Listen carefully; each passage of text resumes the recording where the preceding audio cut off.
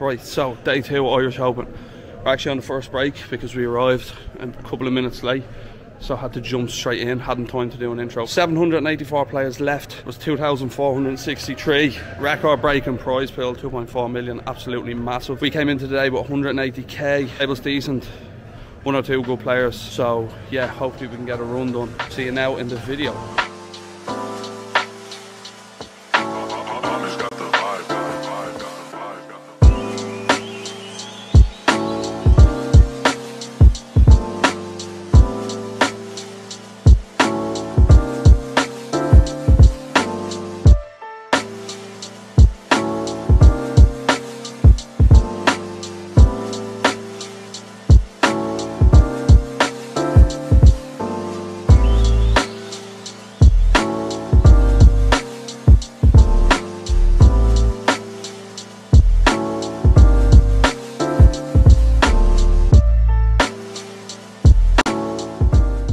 How are you now? Welcome back to the channel. It's the Irishman. We're back here with the day 2 action of the record breaking Irish Open main event. We had an absolute peach of a day for day 1. Couldn't have dreamt of a better day. We absolutely sun ran, so that's always good. Let's hope this carries into day 2. Day 2 is where you hit the money. So let's jump into the first hand. We look down at 4-5 of diamonds, under the gun 1. We're going to open this up here at this table. It's 600, 1200, so we make it 2.5k to go. Falls around to a player in middle position and they decide to re-raise to 7.3k, just under 3x. They have a stack of about 100k, we have them covered. So when it gets back around to us, don't mind peeling this hand. It's definitely the bottom of the hands we're going to be peeling. We're not going to be open 3-4 suited here. So there's definitely arguments for folding. It definitely is a bit on the looser side, but considering we're quite deep here, I'm going to take a flop and see what happens. Flop comes down King 5 with 2 hearts and 1 diamond. So we flop a pair here. We also have a backdoor flush draw. We're going to check it on over and flow, and the player decides to put out a c-bet of 7.3k. Bit on the bigger size than what I would expect. I think on a board like King 5, they're probably going to bet every hand that they 3-bet pre-flop. I would have expected to see a size closer to 5 or 6k, 1/3 pot, but given that we have a pair here and backdoors, we definitely can't go anywhere just yet. Given that we think they'll bet close to 100% of their hands on this flop, we do be hands now like ace queen, ace jack, maybe queen jack suited, maybe some 7-8 suited if they have suited connectors. So we're going to take a turn here and see what happens. Turn comes the 6 of hearts, so the front door flush draw now gets there. We check it on over to the player again, and they decide to check back. So interesting enough that they check back. When they check back, I think they're going to have a lot of hands like 9s through queens, check back some of their ace queen, queen jacks. But I think if they had a heart like ace queen with the ace of hearts, ace queen with the ace of hearts, I'd expect to see them bluff the turn. So I think their range is going to be made up of a lot more of these under pairs to the pocket kings. River now comes to deuce of clubs, a complete brick, doesn't change anything, and now we have a decision on, do we want to turn this hand into a bluff or do we want to check and take our showdown? I think if we do check, we are likely to see check backs from hands like pocket 9s, pocket 10s, and we're just going to lose. And sometimes if they did check back ace queen with a heart or a hand like this, we're probably going to get bluffed on the river. If they fire out a big bet on the river, I think we're going to find it very hard to call with this hand. And I think if you get up against a good, capable player here, like if I was in their shoes on this river, I'd be comfortable enough now betting hands like pocket queens and pocket jacks, especially with a heart for value if I got checked this. So we'd rather call with a hand that has a heart in it, something that blocks the flush, maybe something that blocks some of the king X holdings they could have. So I think checking is probably not the best option. We get blown off our hand quite a bit, and we also just lose our showdown to better pairs that aren't a king. So I decided in game, I actually like turning this hand into a bluff for a couple of reasons. I think with our line, we could credibly have a bunch of king X here so we can have trips.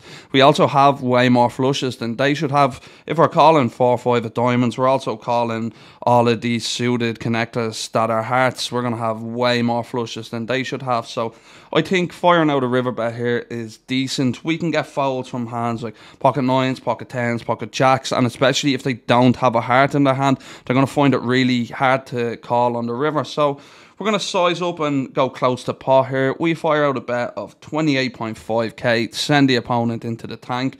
After a couple of seconds, they eventually fold their cards and we get the bluff through. Yeah, I think sometimes maybe we just folded out a worse hand if they just had ace high, but I think taking the bluff line is going to work out better in the long run with this hand in this spot here. So nice to take down the first pot of the day.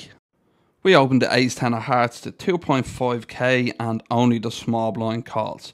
Heads up to a flop here and it comes down king 10 4 with 2 diamonds. So we flop second pair, gets checked over to us, and I think we can sometimes bet this hand. I think checking is fine too. I think a mix between both's probably good. I decide this time that I'm going to check back just because we do have showdown here. We could certainly have the best hand. Facing a check raise is going to kind of suck, and there's a bunch of hands that can check raise us, some flush draws, some straight draws. So I think checking behind seems reasonable here, although I don't mind betting this sometimes. We're definitely going to have a lot of bets on king 10 4.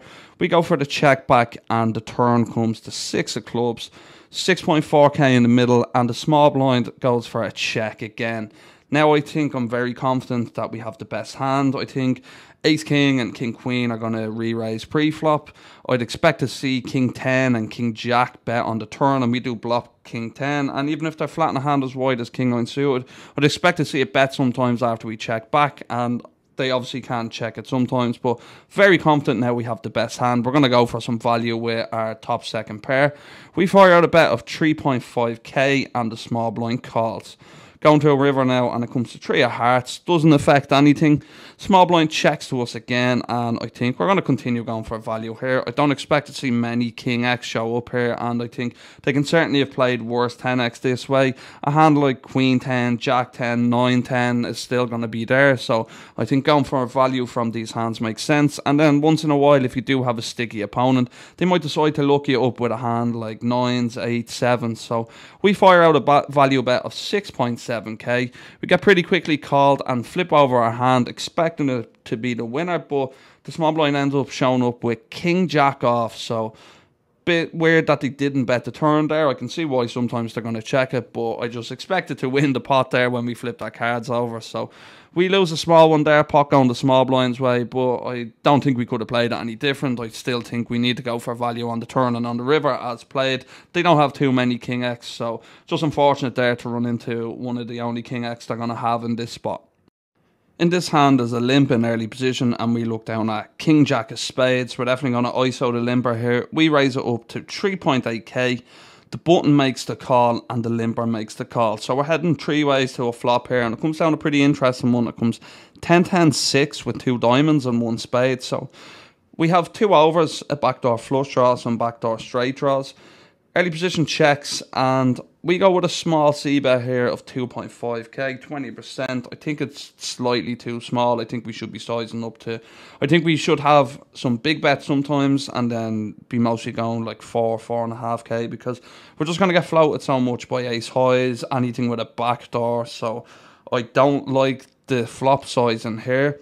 The button makes the call and the early position limper makes the fold. So heads up to the turn here, and it comes to 9 of clubs. We pick up a gut shot now to go with our overcards, and we decide we're going to continue bluffing, maybe get some small pocket pairs to fold. Maybe we can get a hand like ace high to fold, but we end up going with a sizing of 6.5k, and I think same as the flop, this is just a mistake here. We're going to allow some ace highs to make the call again. We're not really going to put that much pressure on hands like pocket pairs, so I think we should have sized up the turn, maybe went closer to 14, 15k to put pressure on these hands. And I think if they do have a 10, we'll hear about it. I think a 10x would also raise a flop to such a small bet, so I don't like the turn sizing here. I think we just went way too small across both streets, so definitely a mistake. Needing some help going to the river here. We're hoping for a queen or a king, something that gives us a pair. Maybe we can win the hand in a showdown. But it comes one of the worst rivers. It comes the 10 of hearts, so all pairs now make full houses. If he was getting trappy with a 10, he now has quads. So I think this is probably one of the worst rivers to bluff. just generally in live poker, people don't like to fold full houses. So I think trying to bluff someone off a full house here would be insane. I think if we did want to try bluff someone off a hand like pocket eights, pocket nines, I think we would have to just go for a shove, a massive overbet. And I think then sometimes we just get snap called by a 10 and it just ends up being a massive punt. So I think on this river, we're just going to give up. I don't see the point in bluffing. I can't find that many hands that we're going to bluff off. We check and he checks back. We announce king high and turn over a hand, and he turns over ace jack of diamonds for the flop nut flush draw, and ace high wins. So kind of unfortunate. We run into one of probably the only combos of hands that we could have got to fold, but I still think just giving up makes the most sense. He's going to have a lot of pairs here. Unfortunate that we run into the one hand that beats us that we probably could have folded, and I think on a lot of different rivers we probably could have got him to fold. So unfortunate there with how the board ran out, but that's what happens sometimes. In this hand, probably the best player at the table opens to 3.5k in the hijack. I look down at ace jack off in the small blind. We're going to be playing small blind as a 3-bet here, especially against this player. We raise to 13k. Folds back around to him and he makes the call. So going heads up to a flop here, it's going to be tricky. We're out of position to a pretty strong player. Maybe sometimes we can flat this, especially if we think the big blind player is quite poor. But we decided we're playing mostly 3-bets out of the small blind. So we end up 3-betting, he makes the call and we go heads up to the flop. Flop comes down jack 9-5 with 2 spades. So we flop top pair here.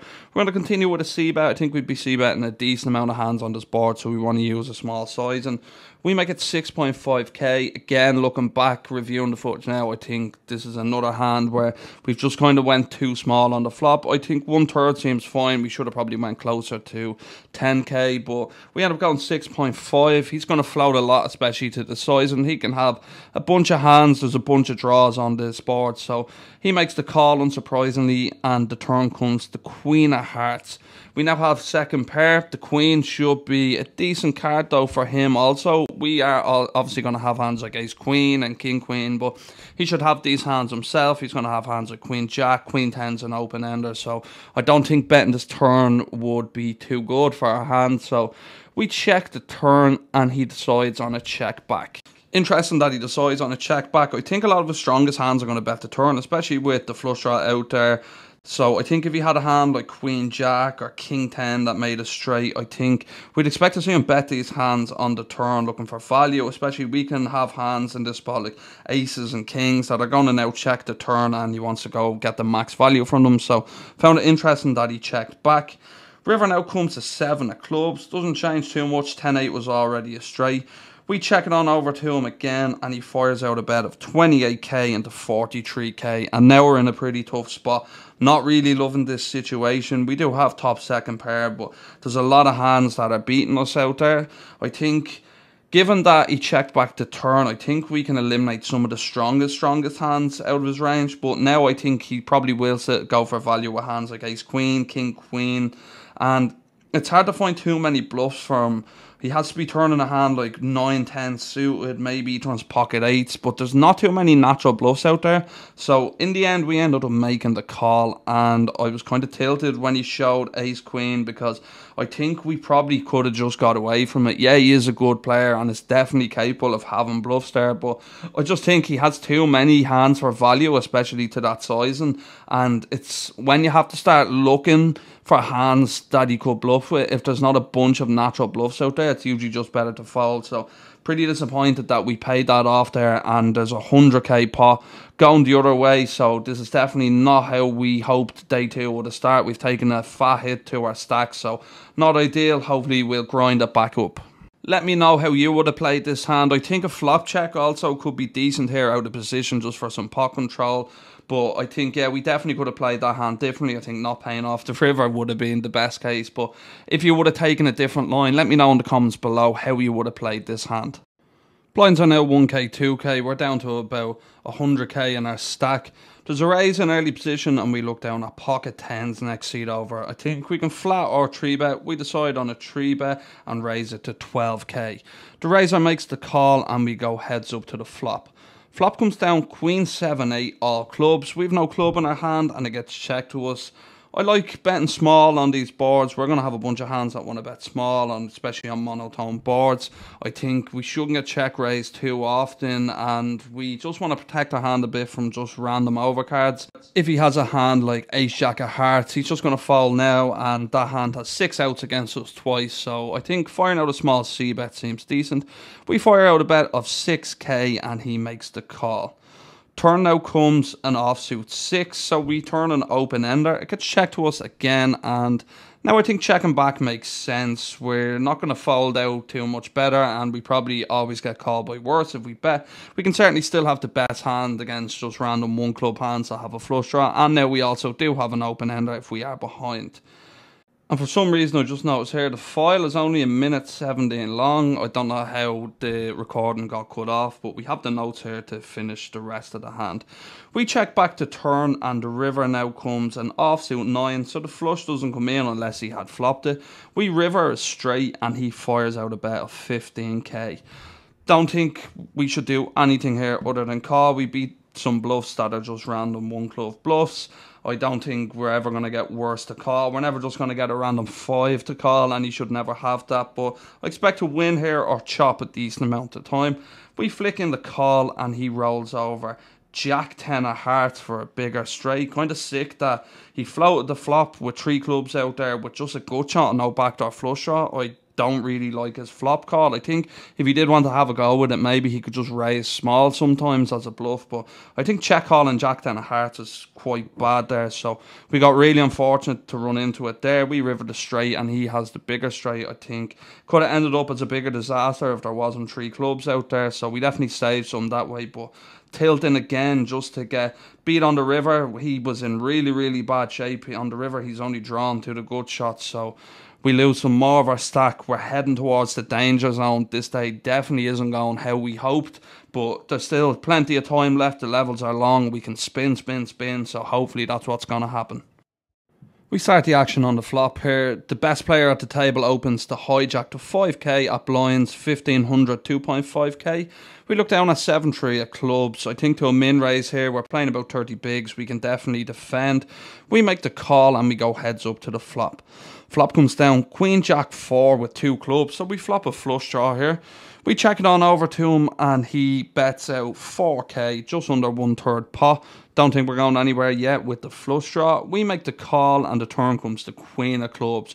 Great card for us because if he did have a queen, he now makes trips and we've just made a flush. We check it on over to him again and he fires out a bet of 10k. Very happy with this now. Yeah, occasionally we might be behind the queen jack or a better flush, but we're beating a bunch of queen x, which is ace queen, king queen, queen 10, queen 9 suited. He can also have some hands like aces and kings, maybe with a club. He also goes for some value for, but I'd imagine he probably checks them back most of the time. He bets 10k and we're going to raise here with our flush where I want to get value from those hands, and we make it 27.5k. He makes the call and the river comes down an offsuit king. So now he definitely makes some full houses with his king queens, but there's already 76.5k in the middle. We have a flush. We've only 38.5 behind. Don't see any reason in doing anything but jamming all in. There's a bunch of worse hands that can call us. If we win this hand, it puts us right back in the mix. We've doubled up to nearly where we were at the start of the day. We shove all in and he snap calls before we can get the chips in the pot. That's never a good sign. We already know we're beat. We turn over a hand and he turns over king queen for the river boat. Oh, what a disappointing finish to the tournament. Poker tournaments can really bring you back down to earth after such a good day 1. Just got torched on day 2. Like, it's such a big stack. Didn't go our way. Maybe could have played some hands slightly differently. Tournaments can be cruel. I think we played pretty well over the 2 days. Obviously we ran hot in some spots, ran cold in some others. That's tournaments. Ever nice to go out approaching the money bubble. Hopped into 550 JP Masters after. Managed to get a min cash on that, so get the buy-in back for the main. It's always nice. Not going to post any of the hands because we basically just grinded a 10 big blind stack into a min cash, so I suppose we'll take it. As you can see from here, we're back in Vancouver now. We still have some more coming from the Irish Open, but we're returning to our usual schedule and some Vancouver vlogs. If you enjoyed these vlogs or if you enjoyed the tournament style vlogs, please let me know in the comments below. Obviously the World Series of Poker is coming up in Vegas next month. Heading down, playing some events, vlog out there. I think that'll be I think people will enjoy that. It's the mecca of poker. Who doesn't want to see some World Series of Poker vlogs? Please hit the subscribe button, helps out the channel. Ring the notification bell. Planning on flicking the main event. Biggest buy-in ever by far. Every player's bucket list stream is to play the World Series of Poker main event, so I think that'll be cool to vlog, follow along. The first one I play it, it'll be my biggest buy-in ever by far. There's a bunch of other like sick events down there with huge money up top. So as always, thanks for tuning in, and I will see you on the next one. Peace.